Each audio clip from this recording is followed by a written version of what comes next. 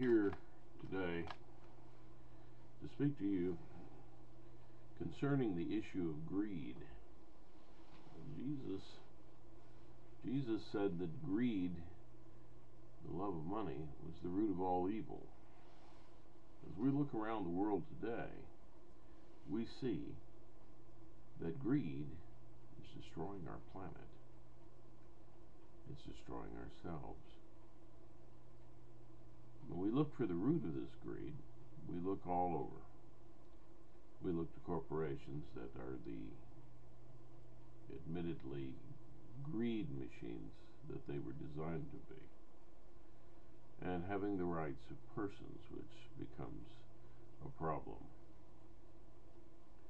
But in terms of responsibility, but it also begins in people's individual hearts. And the parables of Jesus teach us about how to change that, how to overcome that greed, how to get it out of our systems.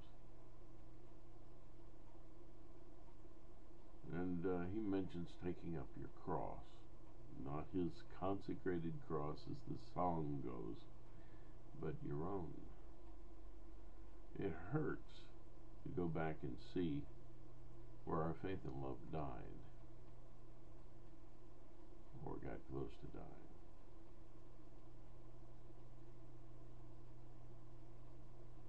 But that's happened to everybody. It's part of the material world. It's how things are. And people have suffered in this way. But you can't have the truth, the honest light within that Jesus talked about. And you can't have the mustard seed of faith that calls out for that love greater than this world offers, unless you are honest and cry out for the love that once you had no hope of getting.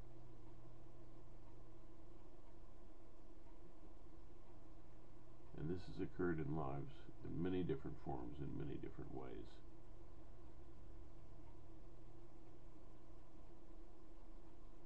Calling out for that love that you need.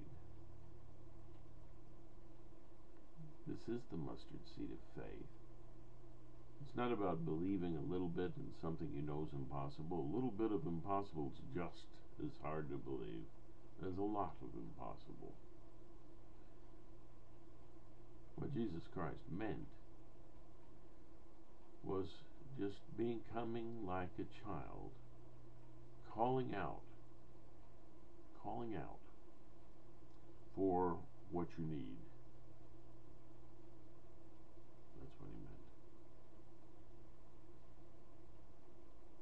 Now, in the New Testament it says to grieve with those who grieve and to rejoice with those who rejoice. This is absolutely essential.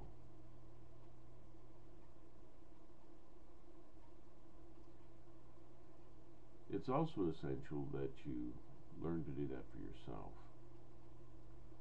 And that's part of the path. There's an outward communion that we have with other people, in which case we grieve with those who grieve, rejoice with those who rejoice, and try to do this from an honest feeling heart, and try to give some faith and love to those around us and to ourselves. But you need to do that in your own mind as well. You have a mind that contains all of your perceptions of how the world really is. And unless you take a look at those things, unless you go into the dialogues of awareness that can help you see inside yourself, you really can't realize fully what Jesus was trying to tell you in these parables. Why did he say things in parables? Because people were going to distort the truth, and they did. But the parables still hold the germ of a reality that a feeling heart will embrace and know to be true. Those in the light will come to the light, Jesus said. If you're in touch with your feelings, you're like that child of which Jesus said, "Suffer the little children to come unto me, for such are the kingdom of heaven."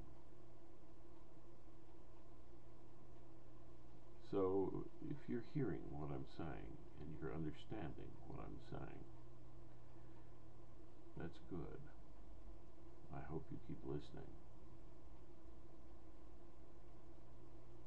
I'm starting a ministry that I hope will go around the world, teaching about greed, and how to truly embrace the essence of what Jesus wanted us to have. And I hope that you'll join me in this venture. Feel free to comment.